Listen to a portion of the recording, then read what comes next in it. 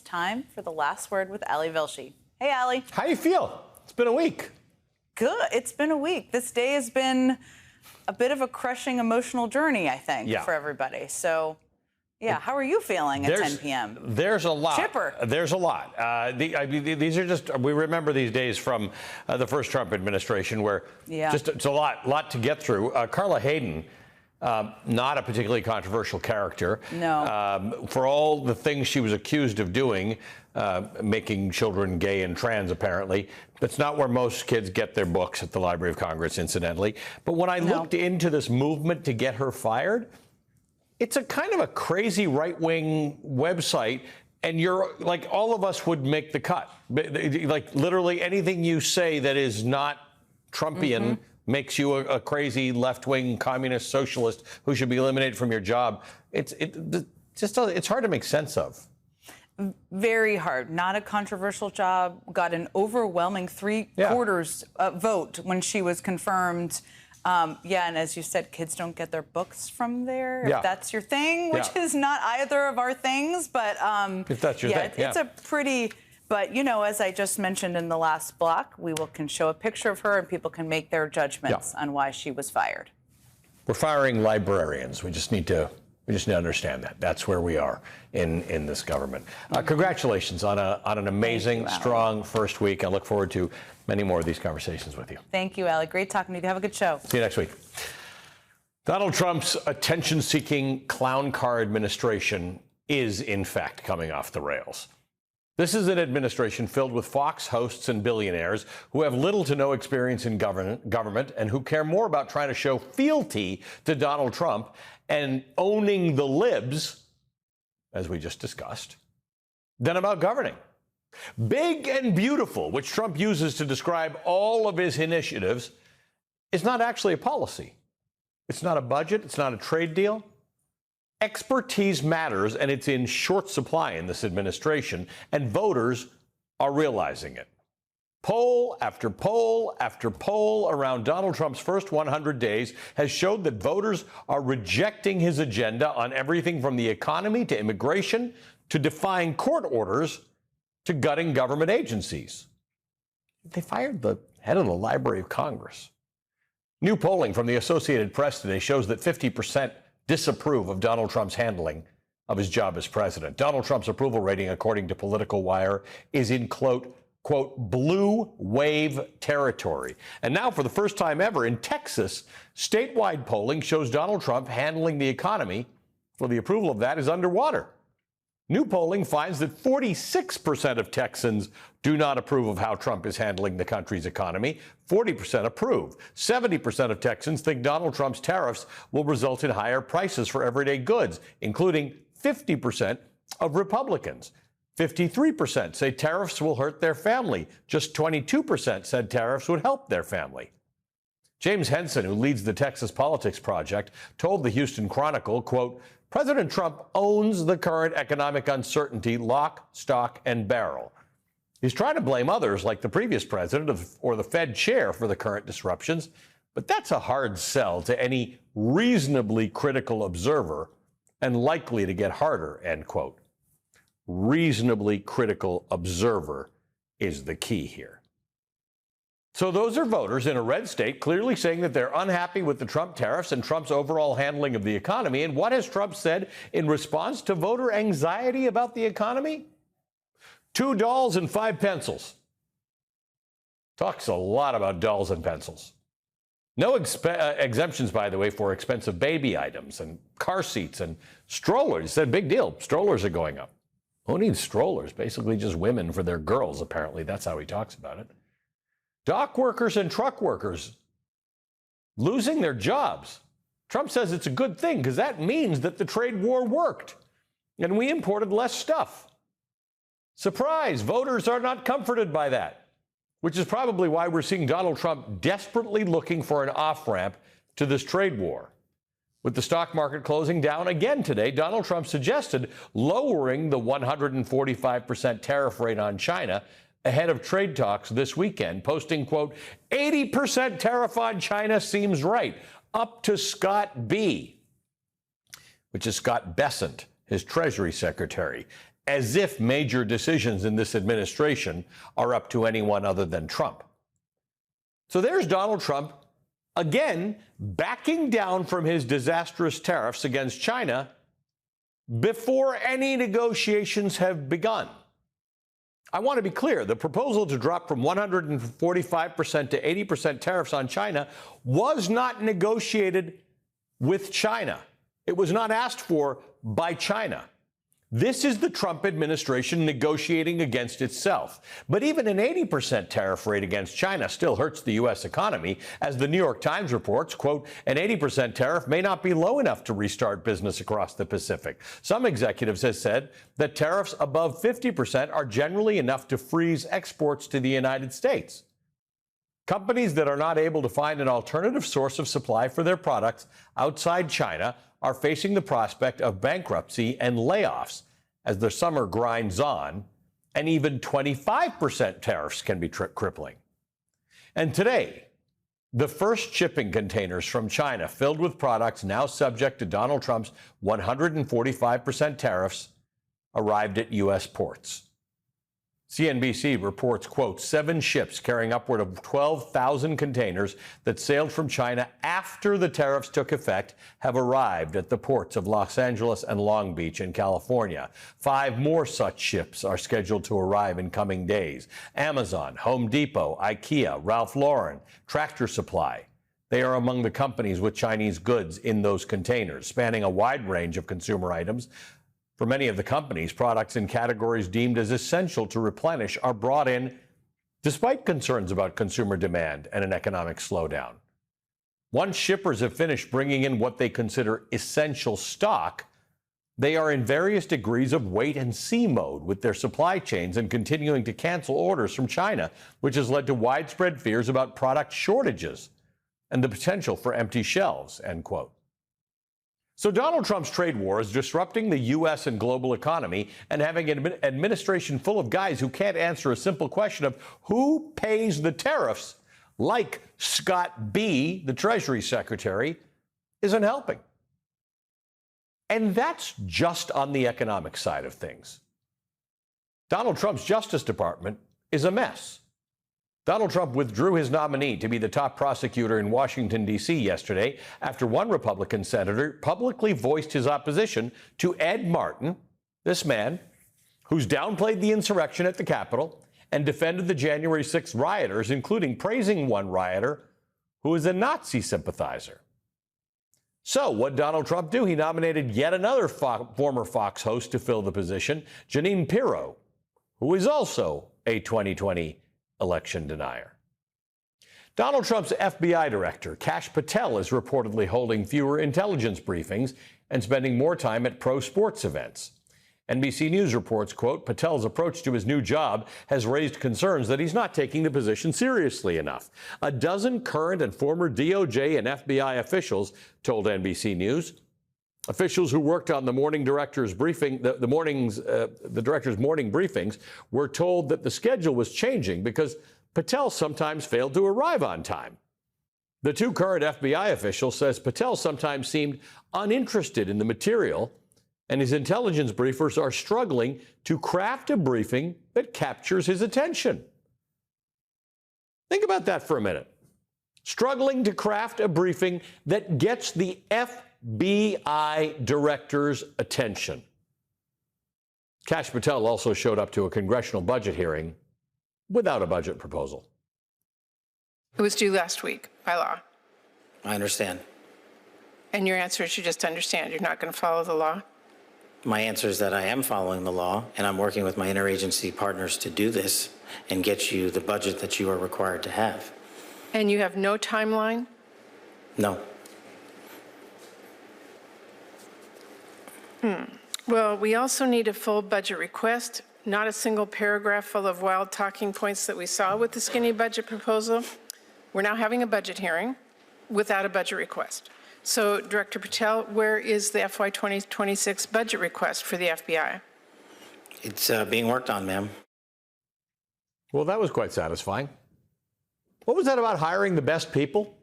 Okay, We've talked about the economy. We've talked about the Department of Justice. We've talked about the FBI. Let's talk about defense. Donald Trump's Pentagon, under his woefully unqualified Defense Secretary Pete Hegseth, is in shambles. Pete Hegseth has been embroiled in scandal after sending messages in a Signal group chat about airstrikes in Yemen that included Hegseth's wife, his brother, and his personal attorney, leading to reports that his behavior has become erratic as he worries about losing his job and being surrounded by leakers. Now there are reports of 2 mishaps involving Navy fighter jets that have crashed into the Red Sea in a week, each worth roughly $67 million, along with a couple $100 million worth of drones also lost in what appears to be an undeclared war with Yemen, for which the administration has provided no justification and has sought no approval from Congress. The Washington Post reports, quote, while the incidents have not killed any service members, they have raised questions about the strain placed on the aircraft carrier's crew and its ability to carry out a grueling deployment in which troops have clashed for months with Houthi militants in Yemen.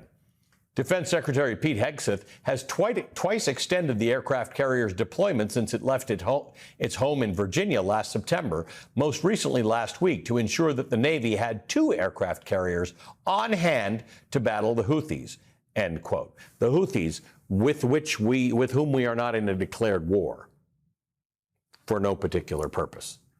But what is Pete Hegseth focusing his time on now? Important things like removing transgender service members from the military.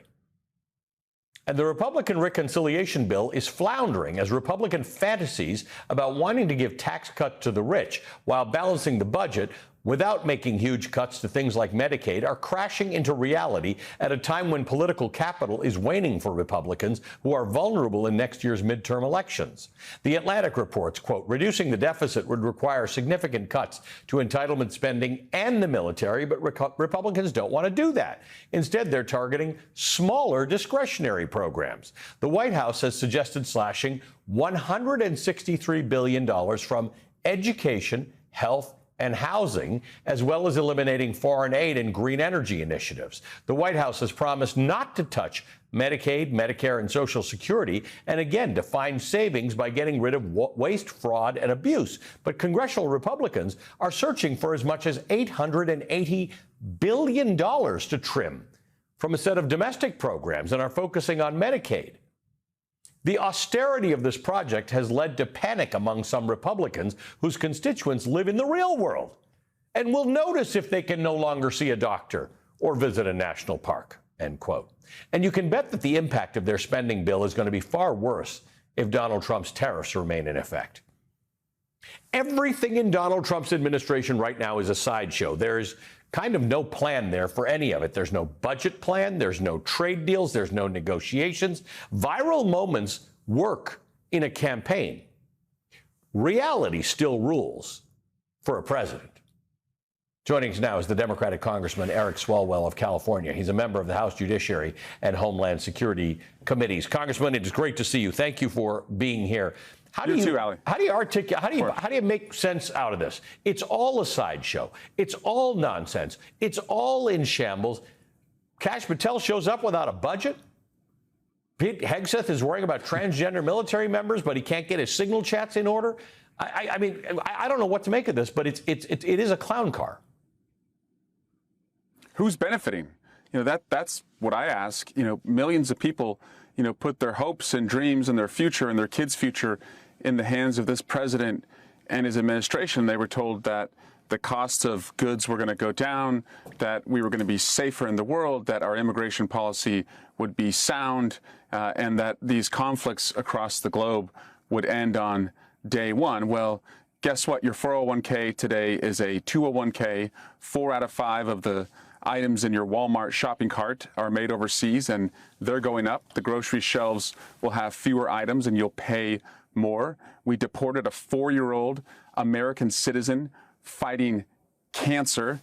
And by the way, those conflicts, well, we just added one to the globe with India and Pakistan. Right. So things are getting worse, and most normal folks are like, wait, we just signed up for everything to get better, and it's only more chaotic. I'm going to talk to Alexander Vindman in a moment about why you need expertise on defense, because it wasn't on anybody's bingo card that India and Pakistan were perhaps going to go to war, but there are attacks underway at this moment. We're getting reports of bombs going off in Srinagar, the capital of Kashmir.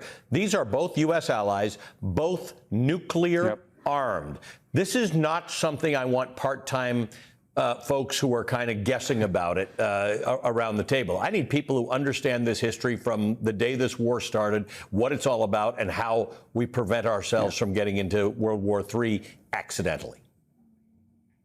Yeah, and Ali, I care a lot about it because I have one of the largest Pakistani American and Indian American constituencies. 40% of my constituents were born outside of the United States, and largely from those two countries. But why wouldn't those two countries escalate if there's no leader in the world, if they see the United States removing itself from the UN and NATO and global partnerships and, just rampant incompetency across the Department of Defense and at the State Department? Why wouldn't they, try and take a shot at each other, because they'd figure there'd be no consequence from who is typically the world leader on something like this? Congressman, I hope this is just a phase, because we kind of need our government back one way or the other. You can disagree with the government, but I'd like to actually know that they know what they're doing. Congressman, good to see you as always. That's exactly right.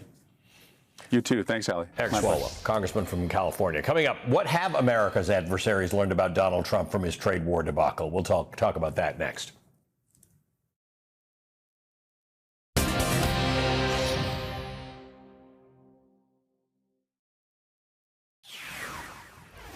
Today in Moscow, Vladimir Putin held his Victory Day parade. This is Russia's annual glorification of its role in defeating Nazi Germany. And right there on the sideline, standing right beside Vladimir Putin, Chinese President Xi Jinping. The two men grinning, shaking hands. The Wall Street Journal reports the celebrations included a parade with Chinese troops marching alongside Russian soldiers and India's Shahid drones on display, along with Russian tanks and missiles. Putin shook hands with 5 North Korean officers at the parade, including 3 generals that South Korea's spy agency said were leading the thousands of troops who are fighting alongside Russians in Ukraine. Donald Trump has reportedly been obsessed for years with throwing a military parade. Permits have already been approved for a potential parade in June for the Army's 250th anniversary, which just happens to coincide with Donald Trump's birthday. And this would come at an enormous cost. Tens of millions of dollars to the American taxpayer. Where's the Doge people who are trying to cut costs here? American taxpayers who are dealing with higher prices and fears of empty shelves and on-again, off-again tariffs. So when you see America's adversaries, Russia and China, standing together in Moscow, we can read that as a leadership show of force. They're betting on America's instability. As Trump swings wildly on tariffs, threatening, backing down, contradicting himself, negotiating with himself, China's not caving. Trump is negotiating with himself, while Beijing is telling the rest of the world you cannot trust America under Trump. Come talk to us instead. Bloomberg reported last week President Xi Jinping is seeking to repair ties with the European Union, painting China as the more reliable partner as Donald Trump alienates the bloc over issues from tariffs to defense. The Spanish Prime Minister, Pedro Sanchez, visited Xi Jinping earlier this month, pledging greater cooperation, end quote. And while a real crisis, as we just mentioned, is simmering elsewhere, a very real crisis, India and Pakistan, 2 countries who have technically been at war since the day of their formation in 1948. 2 nuclear-armed neighbors, both of which are U.S. allies, are now on the brink of war over the disputed state of Kashmir. And here's the question. Is the United States ready for that? The trade war is a 100% Trump-created catastrophe. He created it. But the unexpected catastrophe, we won't know who or when or where it may be unfolding tonight between India and Pakistan. Trump and Elon Musk have hollowed out the civil service of career experts, of diplomats, of analysts. A deep bench. Subject matter expertise has taken a back seat in this administration to fealty and Trumpism. So if the next big global crisis explodes, who's left in the American brain trust? Pete Hegseth and whomever he's signal messaging at the moment? A skeleton crew at Marco Rubio's State Department? Rubio's got 4 jobs right now. That is when we will get the real damage assessment of Trump 2.0 to our own government, but also to America's ability to steer events in the world. Joining me now is the retired Lieutenant Colonel Alexander Vindman. He served as the Director of European Affairs at the National Security Council during the first Trump administration. He was one of those guys, Lieutenant Colonel, you were one of those guys who had deep expertise. Nobody knew your name. Nobody in the outside world knew who you were, but you were the guy you could call into the room and say, hey, something's going on in Crimea and Russia and Ukraine. Tell me what it is and what we need to do about that. I worry that there are fewer of you around on this very night when there is war breaking out between India and Pakistan. I think that's right. We're not ready for any serious crises or any serious confrontations. I think it's not just the fact that we don't have the expertise. We still have a depth of expertise. I mean, the military largely is still there. We lost a lot of senior leaders. State Department, the bulk of the State Department is still there. We're losing different elements of government. USAID has been deconstructed. So it's a combination of not having leadership at the top that's effectively synthesizing the input that they're getting from their expertise and providing well thought out recommendations to Donald Trump. Not ones that he wants to hear, but maybe even hard truths that he doesn't want to hear about what confrontations could spin up if we, let's say, cavalierly attack Iran. But it's also a chilling effect of folks not necessarily sharing with their departments and agencies their best counsel because they know that's going to get them sideways with their higher ups. So we are in a very, very degraded situation, meeting all sorts of different challenges. And I do worry about different crises that are on the horizon. India and Pakistan is a real confrontation that's simmering and could explode. They've fought 4 major wars. The last one was in 1999. We had a chief executive that played a role in attempting to moderate and attempt to convince cooler heads to prevail. We don't have that kind of leadership. Right. And this is one corner of the world that looks particularly dangerous at the moment, but there are other dangers on the horizon that we're not ready for. February, let's call it the week of February 20th, 2022. There was a problem in that there were a whole bunch of people around Vladimir Putin telling him that if he rolled into Ukraine, they would be greeted with people with roses, and this would be over inside of a week, and they'd take over. That wasn't the truth. But that's the problem when you're surrounded by a whole bunch of people who are interested in fealty to you as opposed to telling you the truth, right? That's the danger of Iran. It's the danger of India and Pakistan. It's the danger of everything right now, that you need people who are going to tell you the hard truth about what the situation is and how to handle it. And that's what I worry we don't have. I think you're right. I think there's still experts in the State Department and the National Security Council. I think there's still people like you around. But are their messages getting to their bosses, and are their bosses getting it to the president so that we make the right decisions to prevent global war? I don't think that we are getting any thoughtful counsel to the chief executive right now. It's mainly there are some pockets, some indications that he might be getting manipulated in certain ways. I see some indications that the folks like Marco Rubio and Mike Waltz formerly were saying, Mr. President, we'll try it your way. Let's see if we could go ahead and accommodate Vladimir Putin. And then, but we should also be prepared for the fact that he's playing with you, he's toying with you, and you're not going to get what you want. We could see that the way that played out with some of the sound bites of Donald Trump saying, well, maybe we need to look at sanctions. But by and large, we're not seeing good counsel get to the president.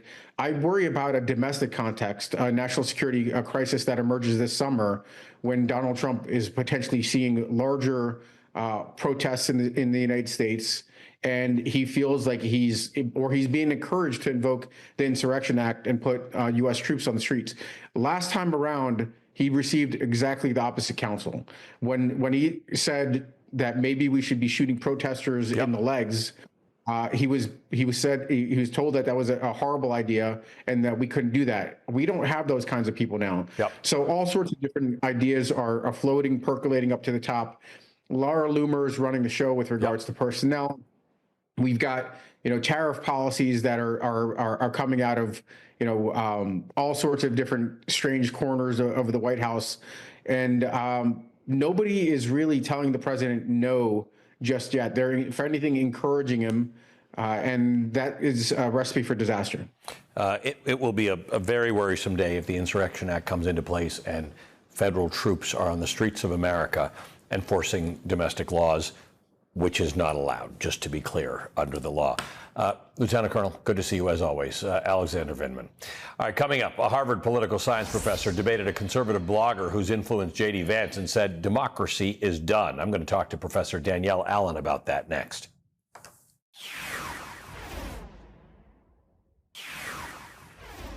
The Dark Enlightenment movement, you may not have heard of it, but it rejects democracy and egalitarianism. The founder of that philosophy has found a fan in the White House.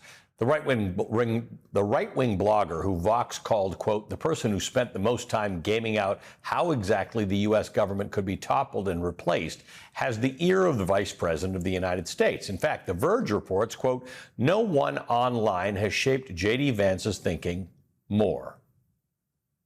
There's this guy, Curtis Yarvin, who's written about some of these things. We should seize the institutions of the left and turn them against the left, right? We need like a de-Bathification program, but like a de-wokeification program in the United States. I think that what Trump should do, like if I was giving him one piece of advice, fire every single mid-level bureaucrat, every civil servant in the administrative state, replace them with our people. And when the courts, because you will get taken to court, and then when the courts stop you, stand before the country like Andrew Jackson did and say the Chief Justice has made his ruling, now let him enforce it. De-wokeification. Fire every civil servant. Those aren't just words. 4 years after that interview you just watched, it's become policy. J.D. Vance gave that interview in 2021 before Donald Trump had announced that he was running for a second term. But there was J.D. Vance parroting Curtis Yarvin's ideas when discussing what would become Donald Trump's second term. So on Monday, last Monday, our next guest, Harvard professor Danielle Allen, joined Curtis Yarvin in a debate.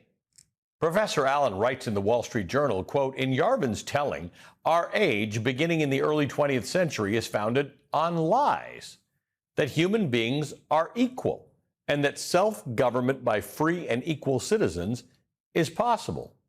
DNA, he argues, disproves the former. Our current political situation disproves the latter, because their lies are now foundering on reality, Mr. Yarvin maintains. The time has come for regime change, for an absolute monarch. Mr. Yarvin believes the monarch is Donald Trump, and the time has arrived for consolidation of his power. Why is his argument attractive to so many? He's right that our political institutions are failing. He's also right that their members have failed to see the depth of our governance problems and their own contributions to them through technocracy and political correctness. The ability to unmask the hypocrisies of priests has always won adherents, but Mr. Yarvin leads them astray with his vision of absolute monarchy and racial cleansing, end quote. Joining us now is Danielle Allen, a political theorist and professor at Harvard University. She's also the director of the Democratic Knowledge Project and of the Allen Lab for Democracy Renovation. Professor, it is good to see you. Thank you for being with us. Nice to see you, Ali. Thanks for having me. Why did you decide to engage in that debate? It's pretty simple. Students asked me to participate in the debate, and that's my job. If students are processing intellectual material that they're encountering, it's my job to help them process it. So it was not a formal university event. It was a private event. The press that publishes Yarvin had booked a private event space on our campus. And so that was the context for this debate. You, as an accomplished debater, understand where you can say that Curtis Yarvin is on to something, and you believe he is on to something. Where does it go wrong? Where does it go from being on to something into the conclusions he draws that are now influencing J.D. Vance and Donald Trump and resulting in this undoing of our government and our civil service and our way of thinking about government? Curtis Yarvin is not onto anything more than all the rest of us are also onto. The entire country recognizes that we are afflicted by political dysfunction. So it doesn't really matter what party you are in. A lot of us are frustrated with the health of our democracy, the health of our institutions. So in that regard, he's really just expressing common sense. But then, having expressed that common sense, he builds a false history based on really just a false account over centuries about autocracies. He makes the case that absolute monarchs have always delivered the best goods for people. In contrast, they've actually eroded freedoms, and they've also provided weak economies on the whole, if you look at the whole set of them. So he builds a false history and holds up absolute monarchy as an ideal. Equally, he pursues false arguments about human beings. He makes the case that human difference is everything. He neglects the fact that you can't even talk about human difference without having the category of human in the first place. We are all equal in being human. We have some basic features. For example, we are moral creatures.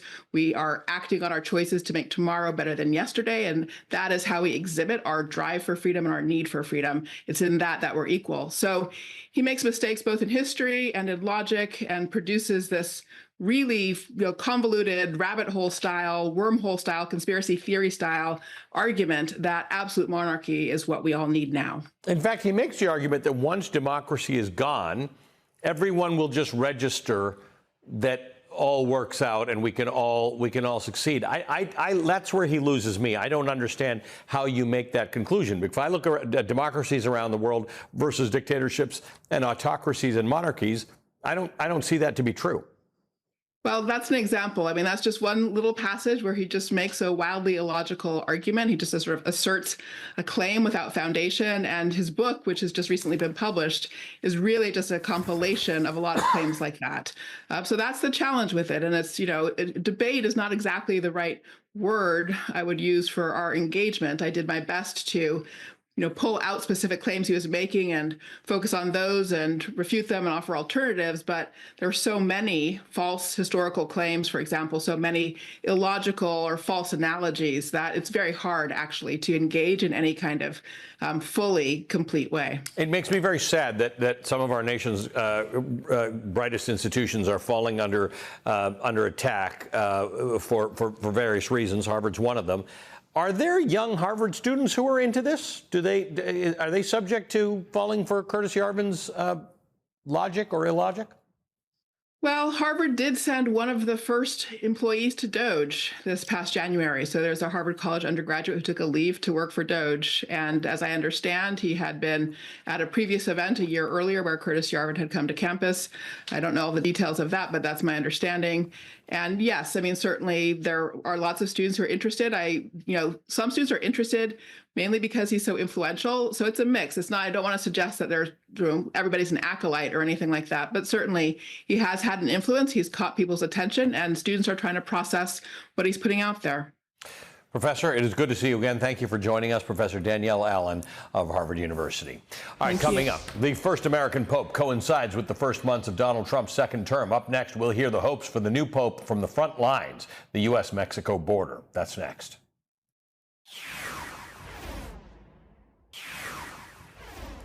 Trump wants to divide. Trump has a negative effect on America, but on other countries. Perhaps the idea was to have an intermediary who can save not just the church, but the whole world. That's how one observer in St. Peter's Square sees the first American pope. She's not alone. The headline of the New York Times puts it, quote, "An American pope emerges as a potential contrast to Trump on the world stage. Pope Leo's focus on refugees and his pluralistic background may offer a different view of U.S. values from the president's America First approach," end quote. It was thought that there would not be an American pope. Already, America had enough influence on the world, but an American pope will make news in America. He will command American attention, and what this American pope says and does will be put in the context of what America's president and its government says and does. The new Pope Leo's brother told the New York Times, "I don't think he'll stay quiet for too long if he has something to say. I know he's not happy with what's going on with immigration. I know that for a fact. How far he'll go with it is only one guess. But he won't just sit back. I don't think he'll be the silent one," end quote. Today, the world heard from the Pope in his first homily, in which he decried preferring technology, money, success, power, or pleasure to faith. And in a passage that caught some people's attention, he said, quote, "A lack of faith is often tragically accompanied by the loss of meaning in life, the neglect of mercy, appalling violations of human dignity, the crisis of the family, and so many other wounds that afflict our society. Today, too, there are many settings in which Jesus, although appreciated as a man, is reduced to a kind of charismatic leader or Superman. This is true not only among non-believers, but also among many baptized Christians who thus end up living at this level in a state of practical atheism," end quote. Now, the Pope is a religious leader. He's not going to be giving a whole lot of political speeches, but those words seem to square with the person who earlier this year, when he was Cardinal Bob Prevost, posted an article from the National Catholic Register entitled, quote, "J.D. Vance is wrong. Jesus doesn't ask us to rank our love for others," end quote. This was in response to J.D. Vance attempting to pretend that Trump's cruelty toward immigrants is defensible based on Catholic teaching. The Pope is the largest singular religious voice in the world. The Catholic Church is an international organization. The Vatican has formal diplomatic relations with 184 of the world's 195 countries. So it's a powerful force, and like many Americans, Pope Leo is descended from immigrants. Quote, "The Pope's background was unearthed Thursday by a New Orleans genealogist, Jerry C. Honora, and confirmed to the New York Times by the Pope's older brother, John Prevost, 71, who lives in the Chicago suburbs. The Pope's maternal grandparents, both of whom are described as black or mulatto in various historical records, lived in the city's 7th Ward, an area that is traditionally Catholic and a melting pot of people with African, Caribbean, and European roots. Mr. Honora also found records from the 1900 census that list Mr. Martinez as black, his place of birth as Haiti," end quote. So the first American Pope is descended from the place that Donald Trump attacked on the presidential debate stage with the most twisted and disgusting lie he's ever told about immigrants, the dogs and cats lie. Joining us now is Bishop Mark Seitz of the El Paso Diocese. He chairs the United States Conference of Catholic Bishops Committee on Migration. Bishop Seitz, good to see you. Thank you for being with us today. Good evening. Good to be with you. I wonder about this. I think a lot of people have been wondering about this, that both Pope Francis and now Pope Leo have strong views on love for the other, have strong views on immigration, have strong views on what causes migration in this world. It's not just a bunch of people wandering around the world in search for the best thing they can find. It's a lot of injustice. It's a lot of unfairness. It's a lot of cruelty. It's a lot of drought in the places from which they come. What does this Pope mean to you in the context of this migration crisis that we're facing in the United States? Well, it means a great deal, certainly, because we know that besides being well-grounded in Catholic teaching, which always has called us to have a special love and care for the vulnerable and for the poor, besides that, he knows the reality. He's spent 20 years of his life working among the poor. I think more than that, actually, if you take his entire missionary experience. And so he knows what is causing people to flee their homes. He knows the terrible, almost unimaginable situations in which people live. And once one knows that, then they know that we cannot simply consider them freeloaders or, people who are simply looking to buy a better car. We know that these people, if we were in their place, we would do the same thing. And we would hope we would find someone who would give us a reason to live in security and peace. So explain to me how you square the circle of the fact that the Pope is a religious leader, needs to operate all around the world, and the Catholic Church has to operate all around the world, so not looking for fights that it doesn't want to get into. But we have a history in the Catholic Church, in Quebec, in Poland, during Solidarity, of cardinals and bishops and popes being involved in politics in a certain way. How does he thread this needle? How does he say the things that need to be said in a world that needs to hear them without compromising the Catholic Church's ability to exist in harmony in all of the places in which it exists? Right. Well, first of all, we have to say it's fundamental to our faith that it not simply be lived within the confines of the church, right, of the building, right?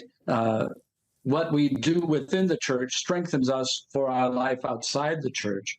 And the teaching of Jesus has everything to do with how we live outside the church. So while we aren't aspiring to be political leaders, to develop legislation or so on, the church should be able to live as a bit of a conscience in the midst of the world as political leaders deal with these questions. So, the church from the very beginning has been accused of being involved in politics. I think it kind of started with Jesus, if not the prophets before him. Well said. Let's talk about the concept of pluralism. Pope Francis was described as a pluralist. Pope Leo is described as a pluralist. There are some Catholics, some conservative Catholics, some religious people in general who think religious leaders shouldn't be pluralists. It's actually the opposite of pluralism. You are highly specifically about a certain dogma and a certain type of thought. Tell me about pluralism and the Pope. Well, I think that word is used in many different ways, right? But as we would understand pluralism, it comes out of a respect for the other and for their way of thinking. You remember Pope Francis, he was indefatigable, indefatigable about trying to call people to dialogue. Yes. All we are asking is for the opportunity for a conversation and to lay out what we carry with us as this heritage from the gospel that has been developed in our understanding through 2,000 years. And we feel that if we can go to society with that and have a fair discussion, that people will also see the reason in it. It's not only about our life as Catholic Christians, in my case, it's about a healthy society and what a healthy society needs in order to carry on. We'll take on that discussion gladly. Bishop, thank you for joining us tonight. We appreciate it. The Bishop of El Paso, Mark Seitz. We appreciate your time. Tonight's Last Word is next. All right, tomorrow on Velshi, when Valeria Luiselli volunteered as an interpreter for undocumented kids who'd showed up alone in the U.S. and were facing deportation, she would ask them a standard set of questions. Number 7 was this: did anything happen on your trip to the U.S. that scared you or hurt you? Tell Me How It Ends by Valerie Luisella is tomorrow's Banned Book Club feature. It's a great one, and I hope you'll join us for it. That is tonight's Last Word.